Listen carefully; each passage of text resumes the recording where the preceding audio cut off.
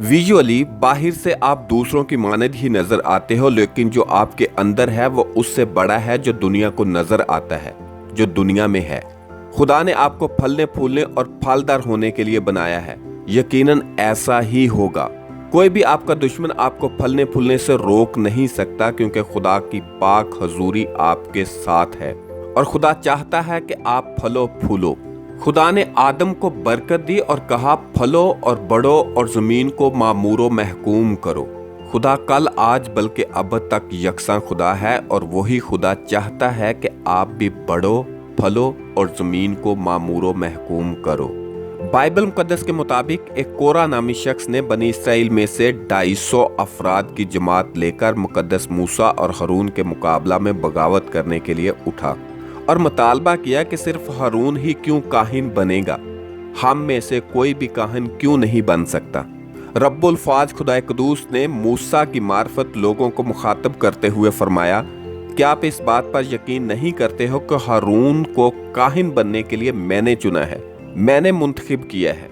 अगर आप लोग इस बात का सबूत या निशान चाहते हो तो एक काम करो, आप यूं करो कि बनी इसराइल के आबाई खानदानों के मुताबिक फी खानदान एक लाठी के हिसाब से 12 लाठियां ले और हर खानदान के सरदार का नाम उस लाठी पर लिखो।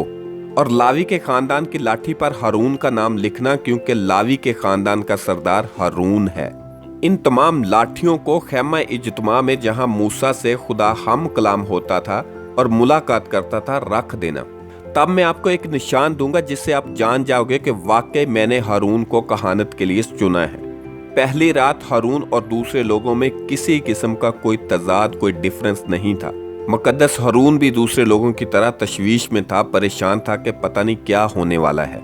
बाइबल मुकद्दस बताती है कि दूसरे दिन जब मुकद्दस मूसा शहादत के खैमा में गया तो उसने जो नज़ारा देखा वो बड़ा हैरान कुन था। 11 खानदानों की लाठियां एज इट इज पड़ी हुई थी, लेटी हुई थी, जबकि मुकद्दस हारून की लाठी, लावी के खानदान की लाठी खड़ी थी। ना सिर्फ खड़ी थी बल्कि उसके ऊपर कलियां फूटी हुई थी, शगुफे निकले हुए थे और पक्के बादाम लगे हुए थे, जो खुदा की तरफ से निशान था कि मुकद्दस हारून को खुदा ने कहानत के लिए चुना है। और जिसको खुदा चुन लेता है उसको किसी भी इंसान की तरफ से अप्रूवल या डिसअप्रूवल की जरूरत नहीं होती। मेरे बहन और भाई, मैं आपको बताता चलूं कि खुदा आपकी सिचुएशन को बदलने जा रहा है।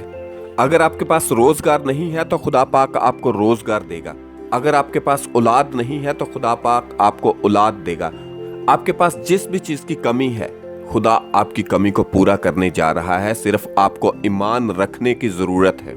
जब आप अपनी स्टोरी किसी के साथ शेयर करोगे तो वो यकीन नहीं करेगा कि ऐसे कैसे हो सकता है। आप तो एक ड्राई लाठी थे जिसको दुश्मनों और मुखालफिन के बीच में फेंक दिया गया था, लेकिन जिसको खुदा चुन लेता है, खुदा अपनी कुर्बत भी उसे बख्शता है। खुदा उसे उठा खड़ा करता है, तब खुदा अपने चुने हुए को कभी दोबारा खुश्क नहीं होने देता। जब खुदा आपको अपने लिए चुन लेता है तो आपको दुनिया में से किसी मिरास, किसी हिस्से की जरूरत नहीं पड़ती। फिर आपका हिस्सा और मिरास यहोवा पाक खुदा होता है, जो यहोवा यरी है, जो मुहैया करने वाला है और आपकी हर कमी को वो पूरा करेगा। Just believe and receive.